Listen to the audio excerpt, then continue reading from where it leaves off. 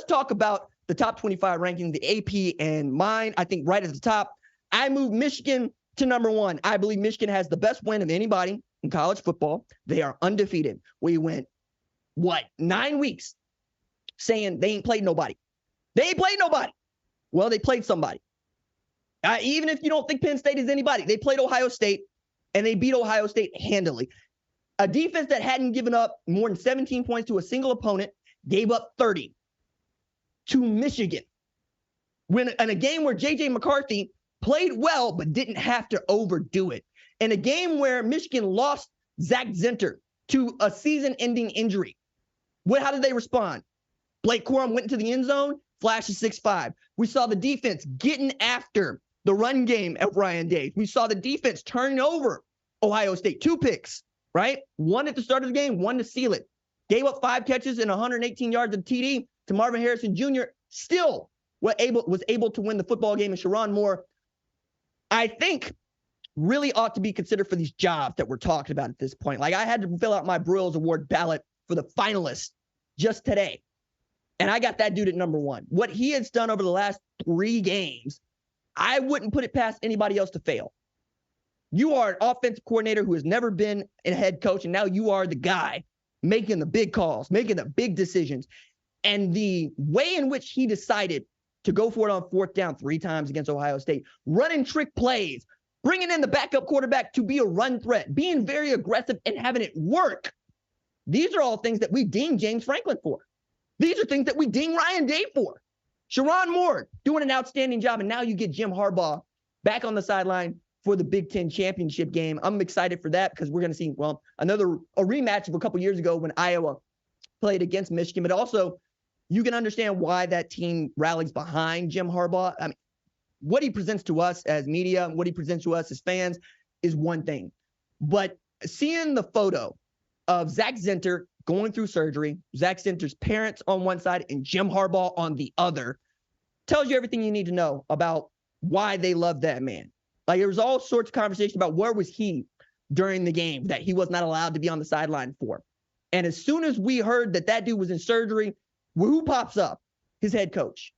That's what you want. If you're a parent, that's why you send your kid to the University of Michigan. You want that guy at his bedside when he is down in the dumps, when there is no worse feeling. Because it's not just he's hurt, he can't play. I love that. And I think Sherrone Moore was personifying that. And if that is the kind of culture he can bring to any other institution, why not go hire that guy to be your head coach?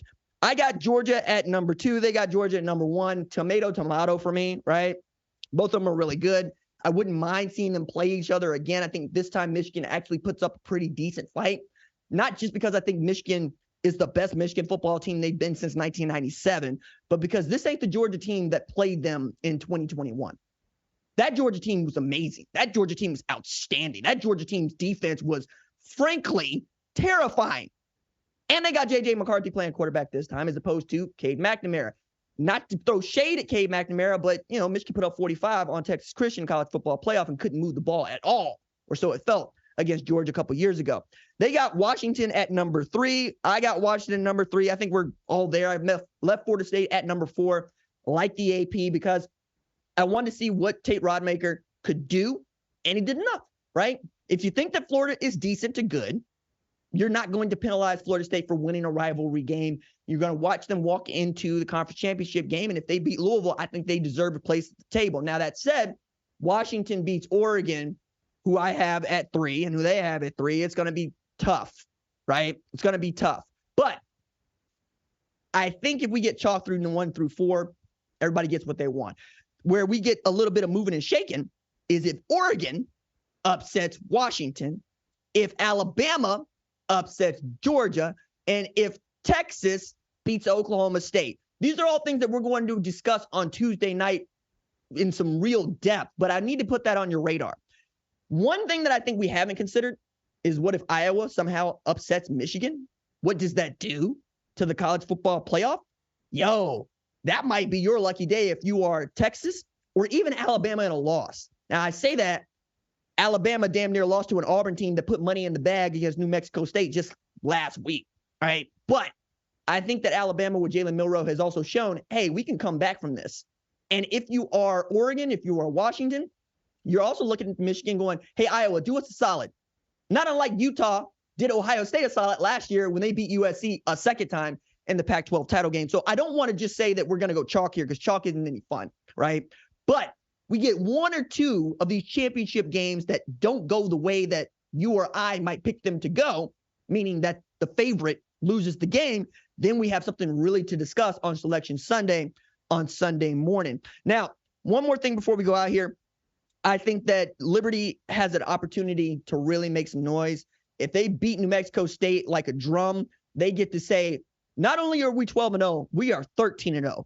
Why the hell aren't we ranked ahead of Tulane, who lost a football game this year, to which we'd be like, yo, Tulane lost a 10-win Ole Miss, dog. And we know what kind of a football team Tulane has been. They showed up to the Cotton Bowl, and they beat a USC team we all thought was good.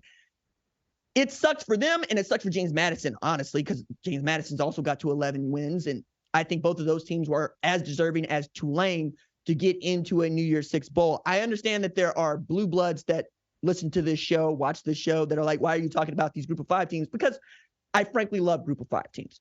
I went to a group of five school. I think of myself as a group of five being.